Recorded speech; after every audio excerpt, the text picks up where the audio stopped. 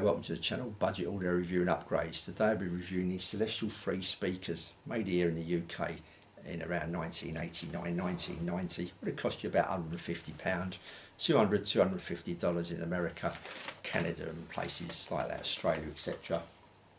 These are 31 centimetres high by 19.5 centimetres in depth, 18.5 centimetres in width. Got a 5-inch paper cone driver and a 1-inch aluminium dome tweeter at the top there, kind of protected by this plastic front kind of thing. Spin round the back, you can see these are rated at 86 dB, got banana plugs and screw terminals rated 10 to 60 watts. We're going to take a very quick look inside. As you can see, there's a speaker on the bench. You have to take this little badge off the front at the bottom there to get the driver completely out after undoing the screws. There's the driver on top and there's the tweeter. One thing I did notice about the tweeter is a little bit on the heavy side. For normally these are quite light, these tweeters in some of these speakers, but this was quite heavy, this tweeter, so it had quite a big magnet on it really.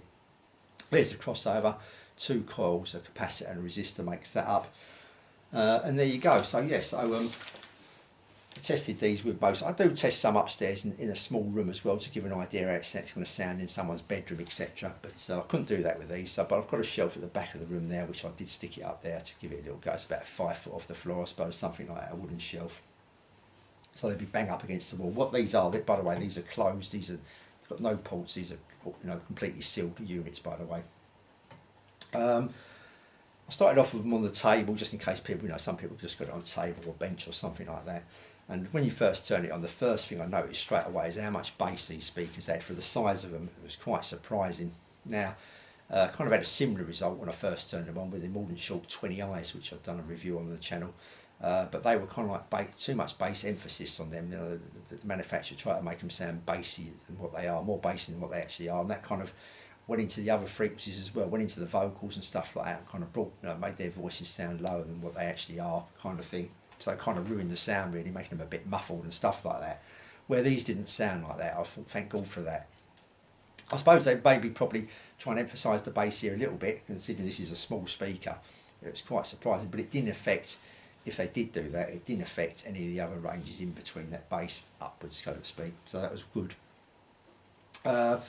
Moved them to the shelf at the back there, and then against the wall, the bass was still prominent and nice. Where they really sounded nice, obviously you're going to lose a bit of that bass because you've got no table to, give that bass, and the shelf and against the wall, etc. Is on the stands. These are target stands. I've got they're 62 centimetres high, only cheap stands. I put them on there, and I suppose they're about 2.5 metres apart from each other, and about 2 foot away from the wall, so to speak. So I stuck them on these stands. I've tried them with 4 different amplifiers stroke receivers, and bear in mind when I'm doing my reviews, all the stuff I'm using at the moment is vintage HiFi. This is stuff that's 40 years old, but it sounds nice, I'm matching them up with nice budget receivers and amplifiers. These are kind of like a warm sound, someone would have said. The higher frequencies are kind of rolled off a bit, I just wanted a little bit more treble on these, a little bit more higher frequencies, but they just rolled off a little bit, I think, on these. And like I say, with that, that emphasis, it's got quite a bit of bass to these. And when using it with the Pioneer SX440 receiver, which I've got a review on the channel pretty recently, these sounded really like the bass was quite booming kind of bass for the size of them. It's quite a boomy bass. In fact, when I had them on the table and on the shelves, I had to turn the bass down just 1 notch. On the stands, it was fine. Got quite a bit of weight to the bass. It's quite weight. It's quite surprising, to be honest with you. And it weren't just a one-tone bass. It kind of like going across the toms, etc., and stuff like that. You could hear the differences there. So that was nice.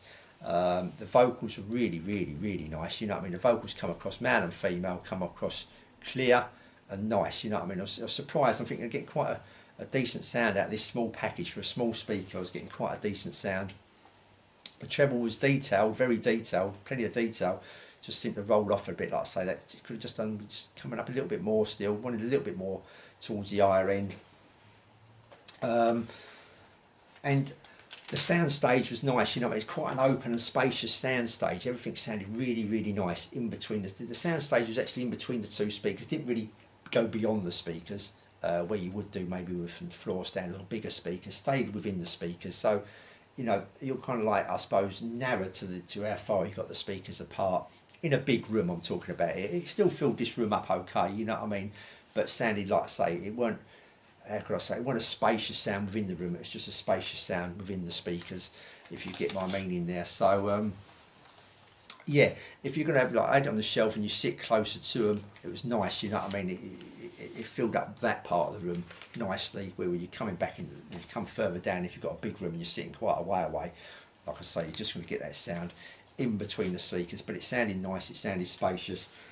Overall, I was quite impressed, you know what I mean? These are nice speakers, you know, for the size and what they are, you know what I mean, for the size and for what you're going to pay for them. I think you're going to get these, I've got these for £40, and that's probably what you're going to pay, $40, $50, something like that. If you can pick them up locally, obviously you're going to save the postage, etc.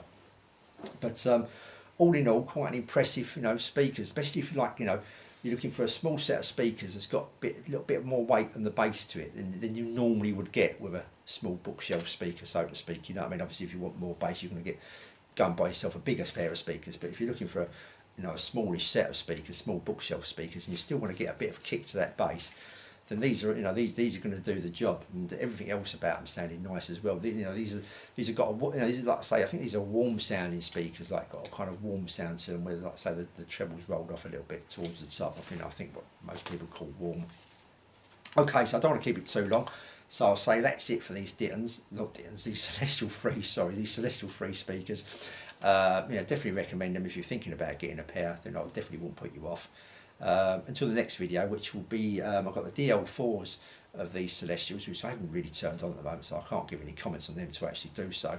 And also I've got a pair of Mordant Short 25 TIs coming up as well, which I've pretty much just turned on as well. So I'll get them up on the channel as soon as possible. Until then, I'll say thanks for watching, and I'll see you all soon.